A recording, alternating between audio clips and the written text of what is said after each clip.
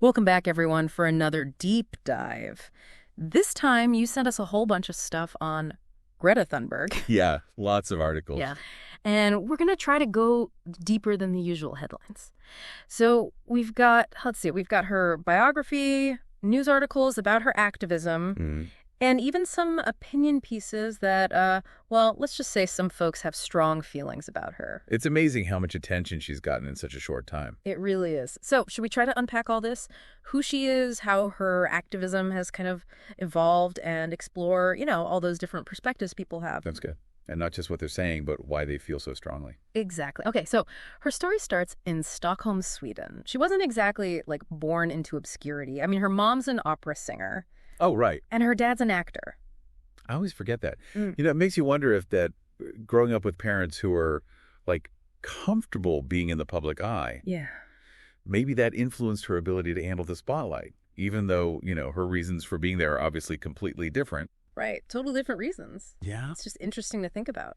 And speaking of unique perspectives, Greta has been very open about being diagnosed with Asperger's. Right. Which she actually calls her superpower. That's a powerful statement. Yeah. To kind of reframe something that's so often seen as a limitation and see it as a strength. And it makes you think, her unwavering focus. Yeah. And that direct communication style, which, not everyone loves, but it's probably connected to her neurodiversity. Totally. It definitely makes her stand out. And she doesn't shy away from tough topics, and she definitely does not mince words. Nope. But before she was the Greta we know today, she was this young girl, really deeply affected by learning about climate change. At 8 years old. 8 years old. Yeah. Can you imagine? Yeah, it seems like it hit her hard even back then. Yeah. I mean, by her early teens, she was struggling with really severe depression. She wasn't even talking, refused to go to school. It was, her father said she only really started to come out of it after she started her activism. It's like she channeled that despair into, action. Action. Yeah. It's really powerful. And that connection between personal struggle and then finding purpose in activism. Yeah, I think that resonates with a lot of young people, especially now. Absolutely. Feeling overwhelmed by, the whole climate crisis. Right. Okay, so her activism really began with this very simple act that kind of quickly captured everyone's attention. I mean, the school strike for climate. That's it. 2018, just her. Sitting outside the Swedish parliament. All by herself. By herself. Yeah. And it's that image, right? That solitary image that just became this. So powerful. This young girl, hand-painted sign. Mm-hmm. It's that act of defiance, skipping school. Yeah. That I think every teenager can relate to. Totally. And she used it brilliantly to highlight, this urgency. The urgency. And it resonated on a global scale. Oh, yeah. All of a sudden, you had hundreds of thousands of students walking out of their classrooms. Joining the Fridays for Future movement. Exactly. From there, she became this global phenomenon, took a year off school to focus entirely on activism, sailed across the Atlantic. To speak at the UN Climate Action Summit. In New York. I mean, that transatlantic voyage on that zero-emission sailboat, talk about symbolism. It was a statement. For sure. Definitely made a statement. It got everyone's attention, for sure. Yeah. Mm-hmm. And then there were those speeches, particularly that one at the UN where she's directly addressing world leaders. How dare you? You have stolen my dreams and my childhood. It's powerful stuff. It went viral for a reason, right? Yeah. And it wasn't just the words, it was the emotion, the anger. She just tapped into this deep well of frustration, especially for young people. Feeling betrayed by the lack of action. Exactly. And she became the voice of a generation that's literally inheriting this planet in crisis. Right. Now, just to be clear, she recently graduated from school and has said she's ending the school strikes. Interesting. Yeah, kind of a shift, maybe. It'll be interesting to see what comes next. Totally. And she's been arrested a number of times, too, participating in different protests. Yeah. Even received fines from Swedish courts. Wow. It does feel like she's moving on, maybe, from those symbolic acts of protest. Maybe, yeah. And the world is watching. Absolutely. Okay, so this journey from a school strike to a global platform, it's earned her some major recognition. Oh, yeah. Nobel Peace Prize nominations several times. Time Person of the Year. Time Person of the Year. The Right Livelihood Award, that's often called the Alternative Nobel. Amazing. Forbes' list of the 100 most powerful women. It's pretty incredible for someone who just a few years ago, was a teenager sitting alone outside Parliament with a sign. It really speaks to the power of her message and, her ability to mobilize people. Especially young people. Around this issue. It's what some people call the Greta effect. The Greta effect. And that's actually what we're going to delve into next, because even though she's not a scientist or like a policymaker, she's definitely shaped how we talk about climate change. Definitely. But as with anyone in the spotlight, there's another side to this story. Always. Filled with a lot of controversy. Ready to explore that? Let's do it. One of the most common criticisms of the climate movement, and kind of by extension Greta, is like the disruptive nature of some of the protests. Yeah, you concluded those articles about Extinction Rebellion. Right. Which, well, I mean, they're a separate group from Greta's Fridays for Future, but they often get linked to her, Right. She's kind of become this symbol yeah. for climate activism in general. Yeah, so people just sort of lump it all together. And Extinction Rebellion, I mean, they've done some pretty attention-grabbing stuff. Oh, yeah. Blocking traffic in big cities. Yeah. Disrupting, emergency services in London even. Oh, right. Those actions, especially the ones with the essential services, it sparked a lot of debate. For sure. I mean, on one hand, you've got people who argue that, these drastic measures are necessary to really shock people into action. They say that traditional protests, marches, petitions, the usual haven't worked. Haven't been effective At all in driving, the kind of systemic change. The kind of change we need to deal with this crisis. Right. So their thinking is raise the stakes, make it impossible to ignore. Exactly. Temporary inconvenience, they argue, is nothing compared to the potential consequences of, doing nothing. Yeah, I get that. But there's the other side. Of course. People who say these disruptive tactics are actually counterproductive. They alienate the public, disrupt daily life, and that doesn't win people over. Right. You might even turn people away from the cause. It's tough. How do you find that balance? Yeah. Creating that sense of urgency, but not, alienating the very people you need to bring on board. Right. Where's the line between, acceptable disruption and causing real harm? Big questions. And then there's the question of personal consistency, which came up a lot in the articles you sent, Yeah. especially around Greta's carbon footprint. Right. She advocates for reducing emissions. Right. But her global platform, it requires travel, which inevitably generates emissions. It's a catch-22, right? To spread her message, she has to travel, which contributes to the problem. Mm-hmm. It highlights that, tension between individual action and a system that still runs on fossil fuels. Yeah. Okay, so another critique I saw in the articles is that, Greta's focus on urgency and pronouncements like, listen to the science, they lack concrete solutions. Some people feel like she's great at raising awareness, but she doesn't offer, practical solutions to this very complex problem. It's interesting that criticism usually comes from people who are looking for those specific policy recommendations, or technological innovations. Right. They think just stating the problem isn't enough. But, is it really fair to expect, a teenager, even one as articulate as Greta, to have all the answers? She's not a climate scientist. Right. She's not a policy expert. Right. No, her role, I think, it seems to be more about, raising that awareness, mobilizing people to demand action rather than, coming up with a detailed policy proposals. It's more about saying, hey, this is a problem. You guys, the ones in power, you got to fix this. Exactly. Holding those in power accountable.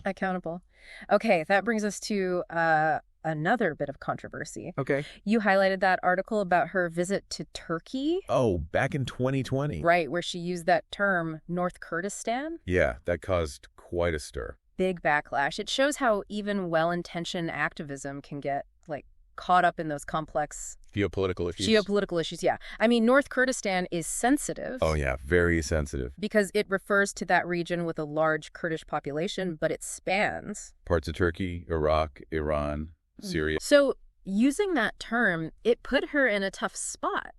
Some people see it as, a legitimate expression of Kurdish self-determination, but others, especially in Turkey, see it as separatist. Right. And therefore, threatening. It kind of created this distraction from her climate message. Yeah, and alienated some groups who felt like it was, interfering in politics. It's a reminder that even, the most well-intentioned activists, they have to be really careful about the nuances of these different political landscape. Political landscapes, yeah.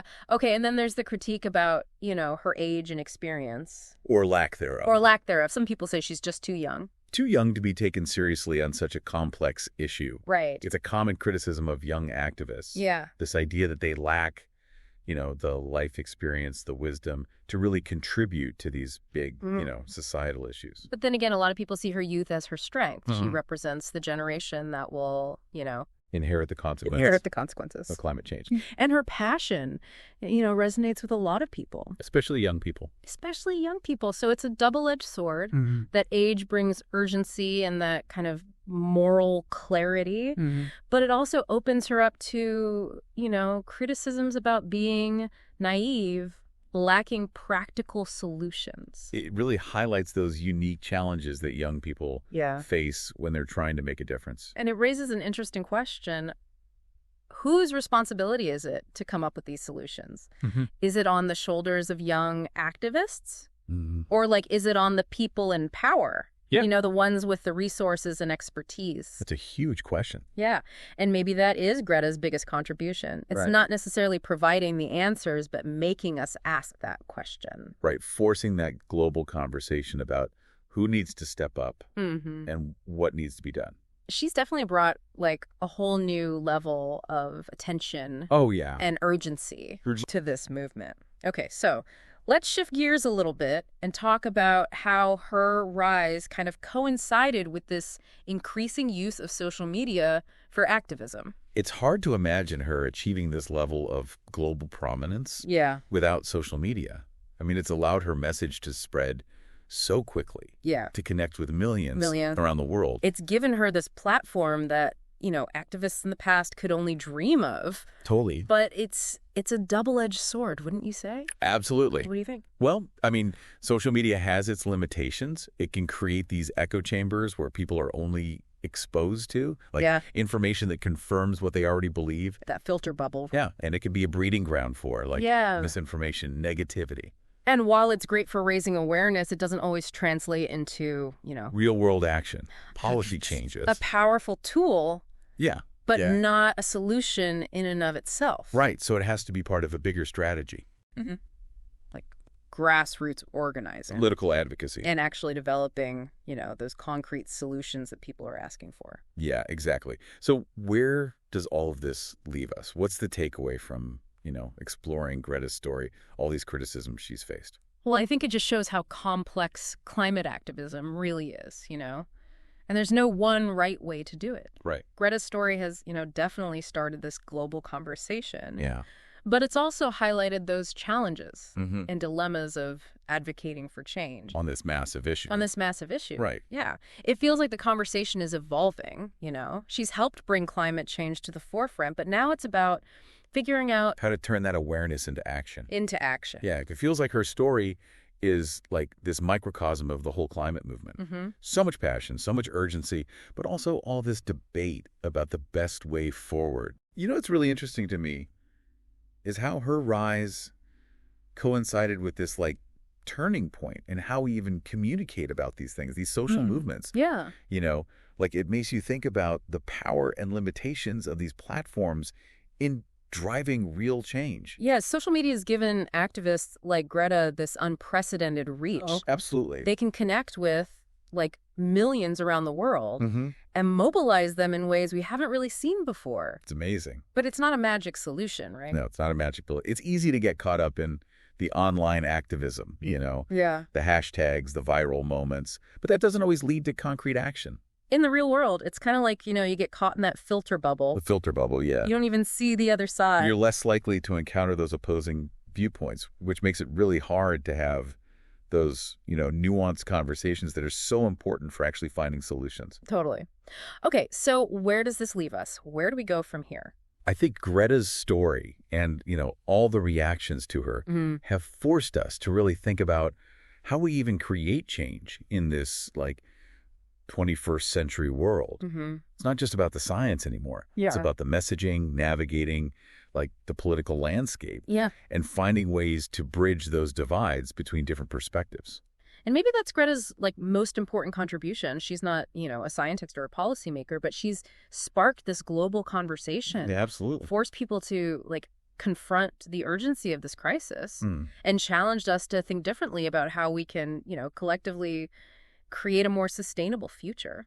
And she's also given a voice and a platform to the generation that will feel the impacts of climate change the most. That's huge. And, whether you agree with her tactics or not, that's a pretty powerful legacy. It really is.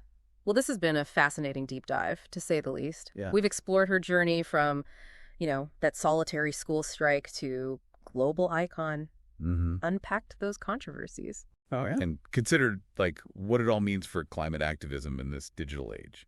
Yeah, really interesting stuff. So, what do you think? What do you take away from all of this? Do you see her as this inspirational figure or a disruptive force? Right. Do we agree with her methods, or do we think there are better ways to go about this?